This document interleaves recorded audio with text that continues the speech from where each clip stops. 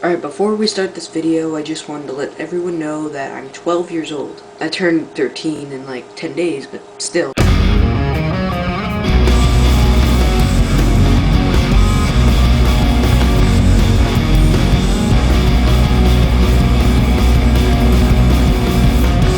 a different house every night of the weekend, with a shape-shifting cast full of temporary friends.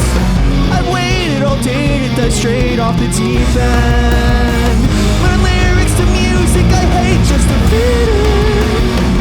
You're a villain or a hero, using the toilet as a pillow. He's fine, he's still just a minnow. She drinks like one, oh we all know.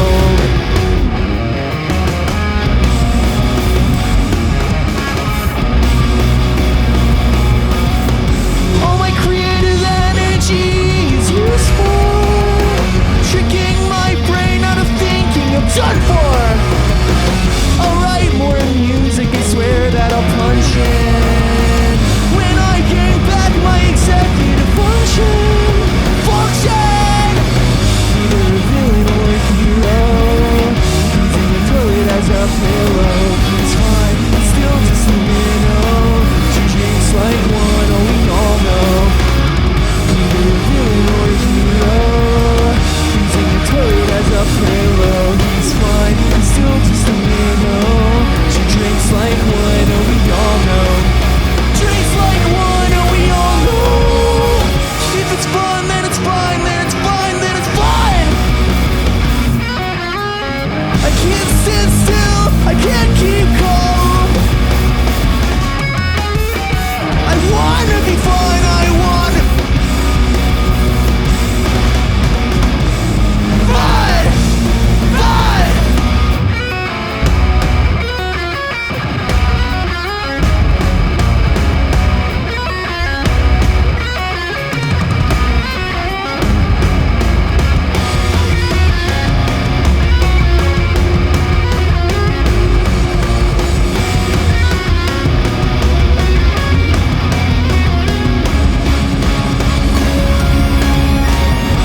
This is a new gaming channel. I'm doing some gaming, some consoles, and I just hope you guys, all you game lovers, enjoy this.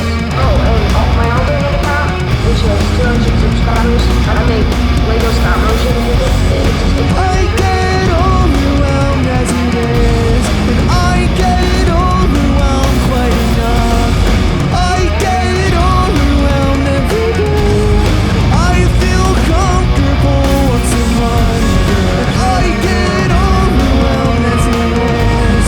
I get overwhelmed quite enough. I get overwhelmed every day. I feel comfortable once a month. I get overwhelmed as it is. Yes, I get overwhelmed quite enough. I get overwhelmed every day. I feel comfortable.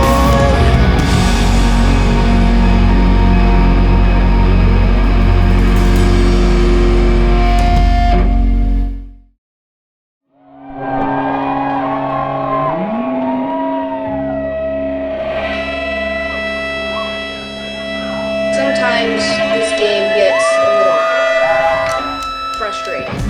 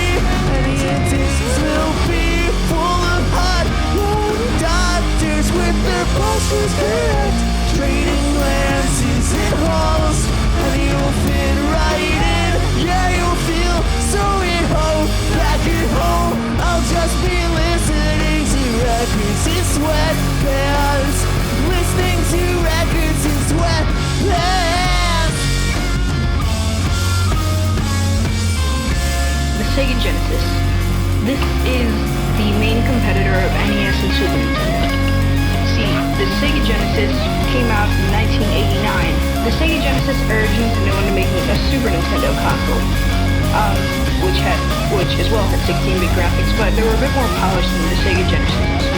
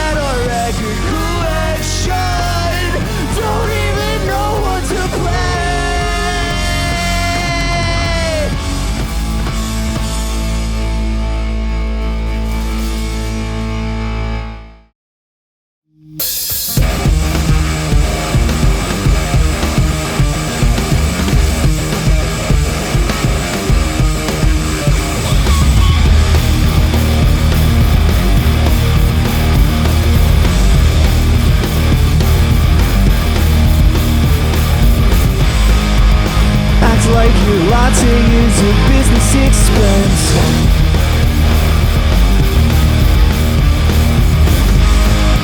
You sponsor Facebook posts instead of paying rent.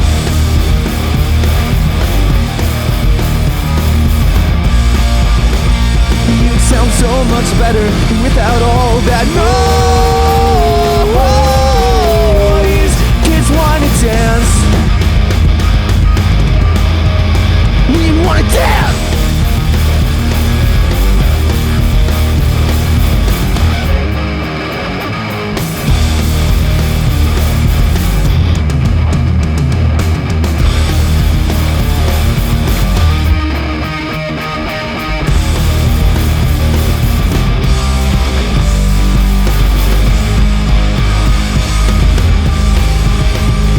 And you're not next to Marco, you dumb shit.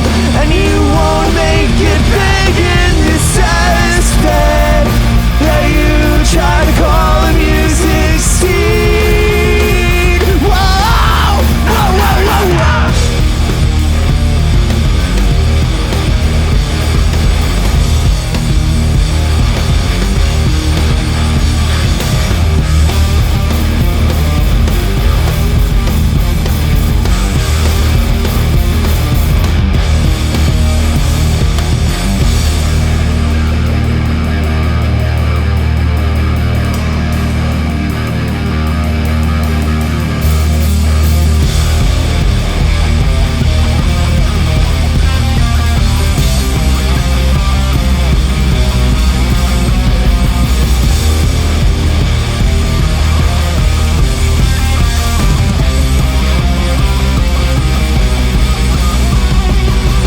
Running out of time! That you never want! That you rather die than reach a day when jamming didn't feel good! Bet another grand! Get a couple more! Relive the cycle every year, another dead end door! I never told you what I thought of you when we first met! I never told you what I thought of you when we first met! I never told you what I thought of you when we first met. I never told you that I hated you when we first met.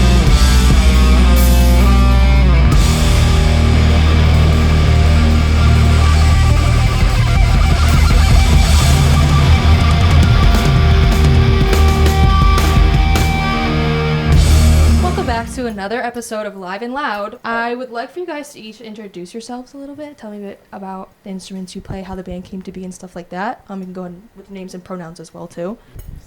My name is Jake. I play the drums. He, him are my pronouns. And I just had a practice space that Nick and Jacob wanted to use when they had a different drummer and equipment. And that drummer couldn't do the show. And I said, I'll do it. I've heard the songs enough. And that was that. 8 years later. Oh my god. Still playing in the band. 8 years.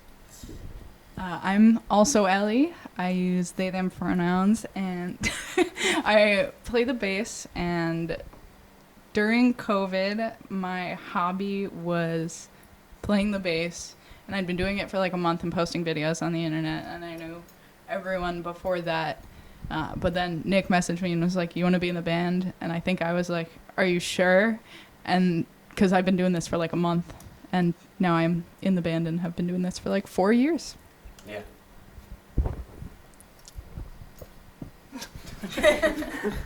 Hi, I'm Jay. I use they, them pronouns, and I'm in this band. I met Nick on the front line, and I really don't like talking about it. That was a wild. My name's Nick. I use he, him pronouns. I started this band back before I knew it was going to be a band, right when I graduated high school in 2015. And I eventually found people to play with, and it was more than just like songs on my laptop. And the rest is history. I wanted to ask what genre you guys consider yourselves to be. Okay. Let's not have the genre discussion too crazy because you can get deep in the weeds with it. I would just say when I tell people, like when I tell older family members, we're a rock band. Okay. When I tell friends, we're an emo pop punk revival fifth wave band. Okay. Yeah, something like that. We've been classified as bummer rock, slacker rock, emo, pop punk, not emo, singer-songwriter, power pop. Did I say that already? I don't think so. Yeah, so it's really easy. Genre fluid. When I work at all the jobs I've worked at, I always just say we kind of sound like Weezer, a little bit, kind of. Depends on which equipment you listen to. Yeah, it really depends on the song. Okay. So That kind of segues me into like the next question that I want to ask was, what inspired this sound and style? Like, who are your greatest inspirations musically or otherwise? that's a big question, or a good question. Sorry, that wasn't like a burden or anything like me.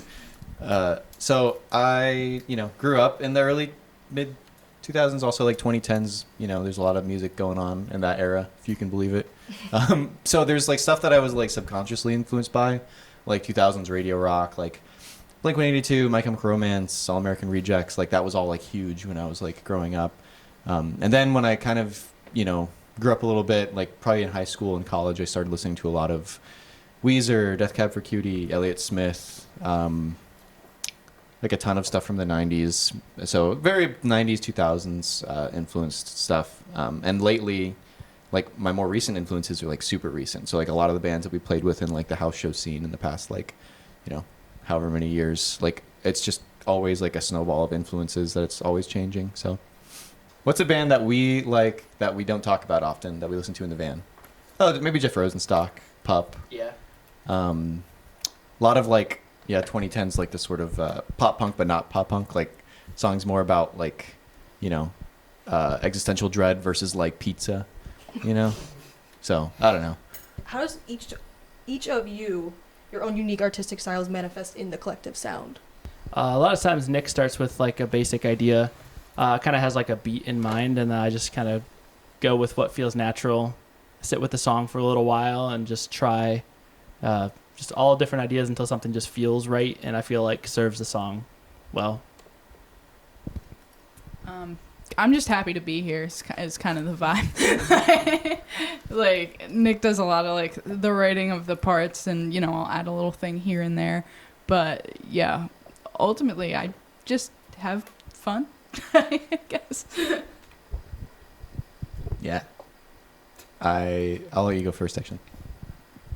I think we all like pretty much are listening to the songs as we making it and putting our own like version of like our tastes in the mix too. It's like we'll have things that like one person is really into or like another person disagrees with, and we'll just try to figure out how to make a part sound as good as possible. Really, we just like produce everything.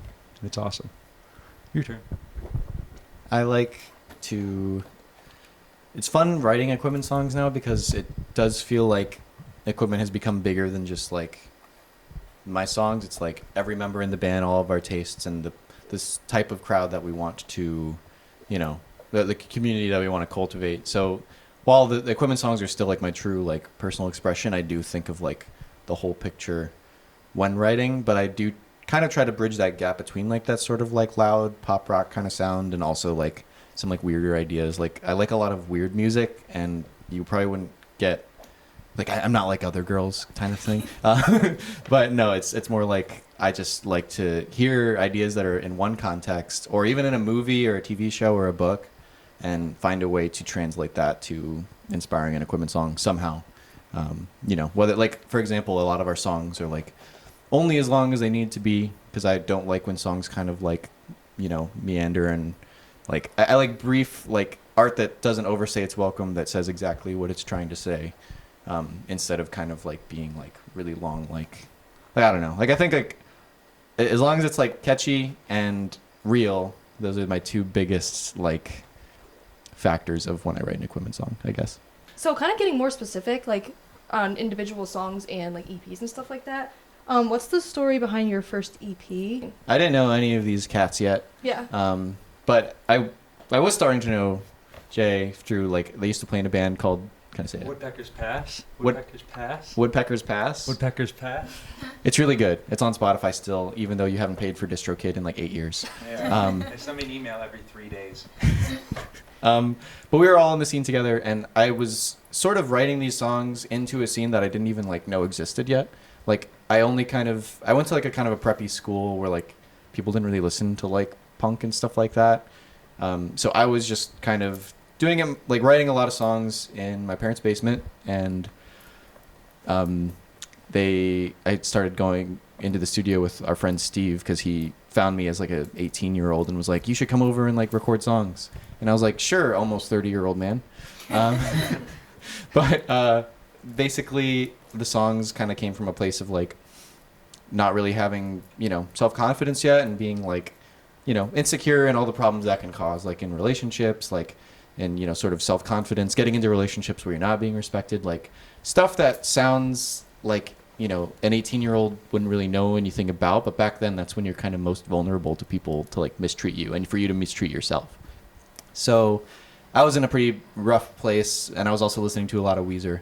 And that's how those 5 songs came to be. Okay. How do you think you guys have changed as a group since then? A lot. Quite a bit. For a while, those Chump songs were the only 5 songs that we played live. Mm. And now I think we have like 40 plus songs. 40 exactly. We have 40 exactly. So throughout all of that, it's been, you know, different lineup changes and stuff over time. But the past 4 years, it's been the 4 of us. So like all the new stuff since then kind of feels like a band, as opposed to songs that Nick writes that end up being something we play live together. Yeah, I think we've just obviously gotten better at instruments over time too, and have had learned from mistakes in recording in the past, and just knowing what we're trying to get out of the end product now, as opposed to when Nick said he was 18 and vulnerable and went to a studio for the first time, and you know, you kind of don't know what to expect until you just go through it a bunch. Mm-hmm. Yeah. Sorry, did you want to say anything? I didn't mean to. I don't be know like- if I have anything to add to this, or too much to add to this particular topic. From my perspective, it's definitely changed a lot. I you know, you can kind of hear that like early on I didn't know how to play like super technically, like, so a lot of the songs are kind of more simple chords and like really simple hooks and stuff like that, and I think that holds up really well, and you can kind of just hear our like progression as musicians in the music. Like and with Madrigal, which is our second EP, that's the first one where like all of the members of Equipment at the time were on that EP. And so it felt like I was kind of giving up my control freak qualities to like sort of share it. And it ended up being, you know, debatably our best thing. I don't think so. And I think a lot of people don't think so. But a lot of people do think so. So I think we were cooking. I don't know. But generally, I think that we've just gotten genuinely better. I think a lot of people would agree that every time we release music, it's like a step up, which is like, I'd way prefer to be in this position, like of ever improving, instead of like going like super multi-platinum when you're like 18 and trying to live up to that, you know, like I think would spend like a genuine uphill slope. Yeah, I really think like since our first record, we've all like grown into ourselves, I guess. Like just we're budding and now we're just more powerful. We're super strong now. Soon we'll we'll reach level 5. And then level 6. Okay, speaking of ever improving, your most recent single, Tequila Red Bull, you called it your song of the summer on like an Instagram post and spoke a little bit about the message. Mm-hmm. So I wanted to ask what the significance of the song is to you all individually as a group. Sure. I think that song really accurately kind of describes like it was written in sort of a quick car ride, actually, and I was in the back seat on the way to our show in LA in the spring, and I had the chorus for the song, I had the guitar parts, but I was like dragging my feet on writing the lyrics, and because of that, I like just completely wrote everything I was like, you know, thinking. Like I have a notes app where I like consistently just add random ideas, and I just kind of purged that of like all the most recent like sort of I don't know, like immediate stressors in my life. So, you know, you'd hear me talk a little bit about missing like my childhood home and like how your home phone number doesn't exist anymore. And just like sort of that weird numb nostalgia where it's not like you're missing like better times, but just almost acknowledging the passing of time and how many responsibilities you have these days and how easy it is to retreat to something like a really tasty drink. Almost too easy. And also it's a little bit about mental health, how like those kind of problems, like no one really wants to hear about it. Some people might say they want to, but at the end of the day, you are your own vessel and you have to take care of yourself. And it's kind of tough knowing that like no one is ever going to have the exact experience that you're having. There will only be like, but you know, that's why friends are so important. Family's important. I don't know, but also it's really fun to just like sing about a little tequila Red Bull. So it's like the duality of it all. I don't know. I have drank more tequila Red Bulls than ever. Didn't even know you could do that. It felt illegal. And I think more people are drinking that now, for better or for worse. If you're drinking Red Bull at 1 a.m. with tequila, tomorrow is going to be crazy. Yeah. Yeah, it's a fun song to play, though. It's very fun. Fun drink to drink. As a bartender, I've done some experimentation with tequila Red Bulls with my shift drink. If you add blue curacao, it gives it a little more citrus to it. It's good stuff. That's all I have to contribute. Could you potentially do that with a Red Bull? Hold the tequila. In theory, yes. Interesting. Red Bull, blue curacao. Cool. Okay, so now we're family friendly again. Because you know, babies can have Red Bull. Blue curacao is alcoholic. Oh, I don't know what blue curacao is. I don't drink. It's the blue drink. Yeah, it's a good song.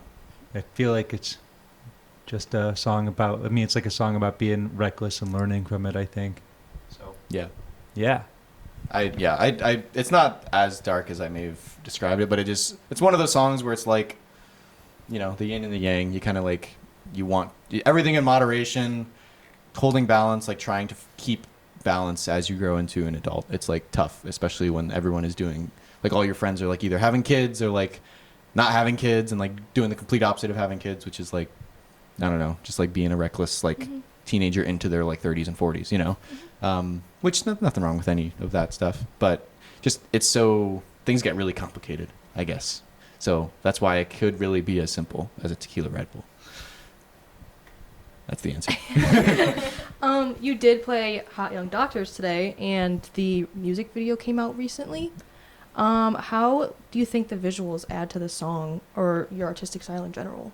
I feel like the song and the video are like two separate like things. Like we recorded the video kind of like over the course of the last like year and a half or so, right?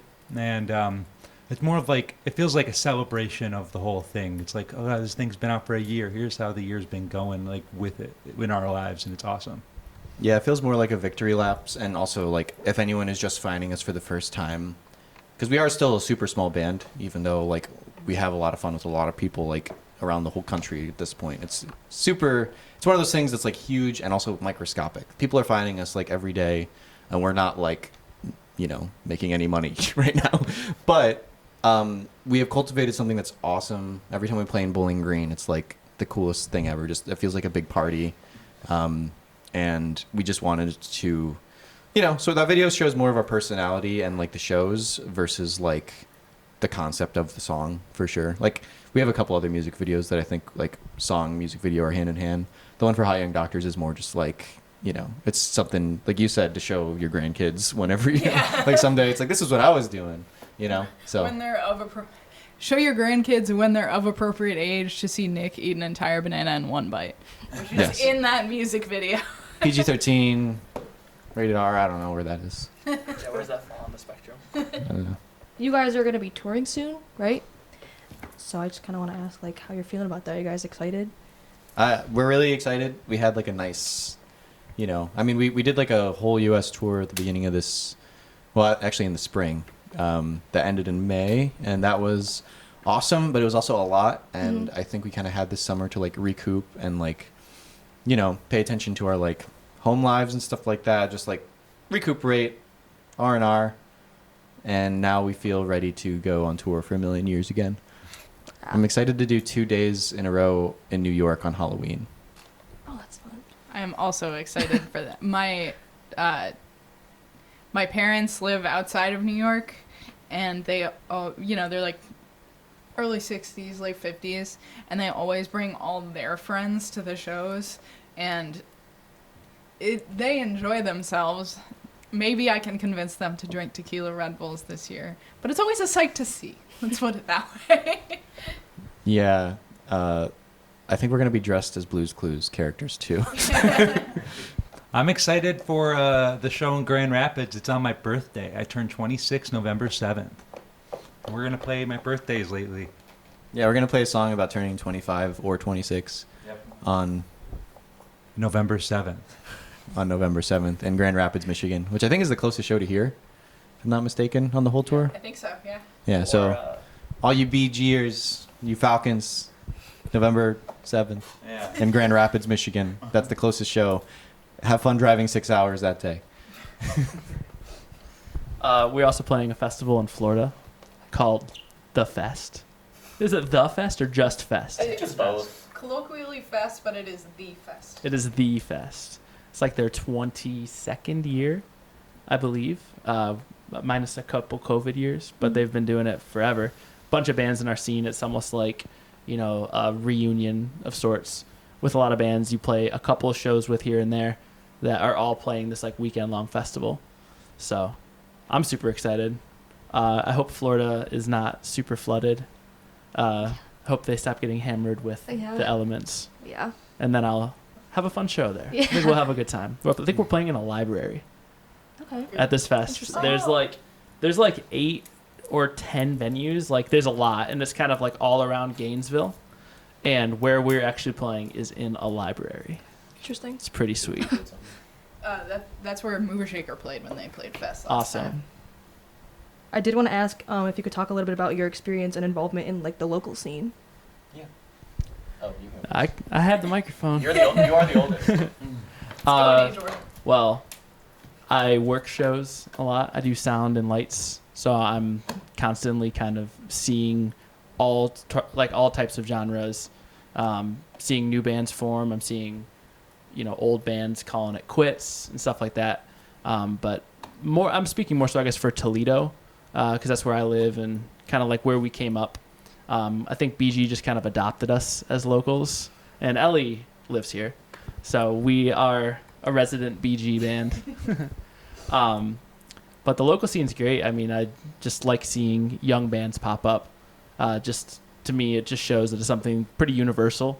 That I just turned 30, and I still want to do this. So it's cool to see young kids, and I hope that they keep that kind of trajectory rolling and don't get beat down by like the negative sides of being in a band or just like the financial aspect, and ultimately just do it because it's fun. So it seems like a lot of people here do it because it's fun. So I work and occasionally book shows at Howard's, except I don't do the part that contributes in any way to the show. I just bartend. So That contributes. it contributes a little too much sometimes. But I moved here originally because I was going to live at the Summit Shack because I just didn't want to live with my parents in New Jersey anymore. So it's been cool to get more adopted and more involved in like helping out with Coachella and like getting to know people around like the local scene and seeing even like new house venues in Bowling Green pop up and shut down. But yeah, I don't know. I just like meeting new people. Same thing Jake said about it's cool seeing like younger bands pop up wherever they can. Has anyone in this room ever been to the Summit Shack? Wow. Got some old heads. Just kidding. No, it for those not in the know, it was like a legendary garage venue, like right down the street. We played there a bunch of times back in the day, and I guess when I say back in the day, like I'd say we most participated in like the local scene, like probably pre-COVID, I think. Like that was when we were playing like house shows all the time. We played Toledo a lot, and then we started playing Howard's and Summit Shack, and we were like, oh, this is like way cooler. Don't tell anyone. Just kidding. I like Toledo. It's just BG. It seems like this is the first place that's like felt like home in a way. So we do consider ourselves a BG band, even though we're all from Toledo, except Ellie, who is from New Jersey. Not to out you, but I already outed myself. I don't have a memory. But Summit Shack was great. So many bands that played there are like famous now, like famous. So it's really cool that was a big thing that I think low-key jump-started this like current era of the BG scene. Like I think a lot of people like have memories of that and are kind of emulating it and expanding on that idea. Like Swarm Yard is great. The shows that have come through Howard's in the past couple of years have been great. And I just hope it keeps going because it kind of is a bummer that we don't get to like play every month in Northwest Ohio anymore. Partially because I live in Denver, partially because a lot of the shows that we play are like not even in Ohio. But I do have very fond memories of, kind of spending time in the local scene and like just seeing everyone's faces every weekend at a different show. I like going to shows. I like playing shows. Man, I fucking am excited for tour. There you go. So those are actually all the questions I have for you guys today, but I wanted to give you guys a chance to go ahead and add anything that we didn't talk about but you wish we had talked about, or plug yourselves a little bit. Mm-hmm. Yeah. Can we plug all the bands that exist within Equipment? Of course. There's like 30. It'll only take about an hour. I play in My Own Desert Island and Waving, and also Equipment. Yeah. I'm going to interview you now, a sub-interview. It's like a subfolder. What's Waving? A bunch of bullshit. What's My Own Desert Island? Oh, it's awesome. It's probably the best music project I'm in right now. I just love everything we do. It's honestly just perfect.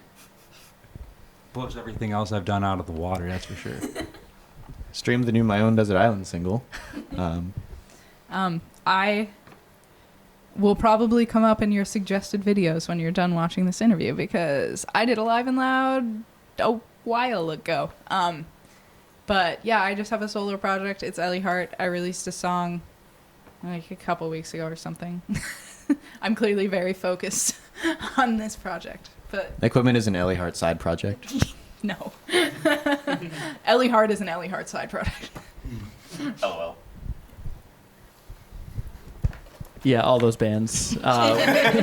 Me and Jacob are in My Own Desert Island, Waving, and Equipment together. And obviously Ellie has Ellie Hart, but that's all to say that each one of us has a songwriting venture, and it's all a different project. So as opposed to where you might see like traditionally bands are all like, I wrote this song for the album. It's like, great, we're going to add that. It's like, we just kind of each individually have a separate project for when we write a song. So that's super fun. Yeah, Equipment is my favorite project I'm in, contrary to Jacob. I forgot I started a record label called Kleptophase, and almost all the bands we just mentioned are on it. Almost.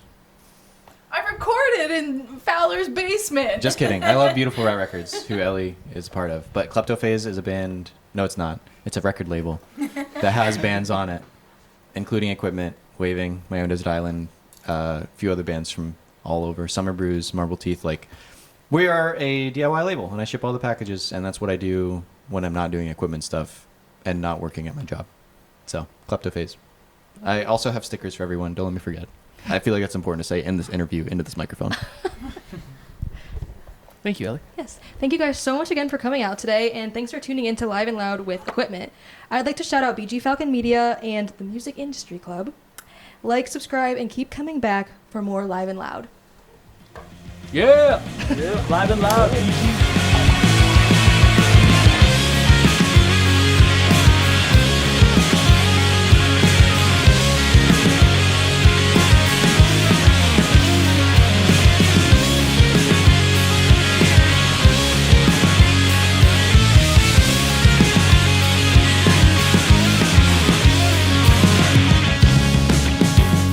Do your hair in the mirror while I make you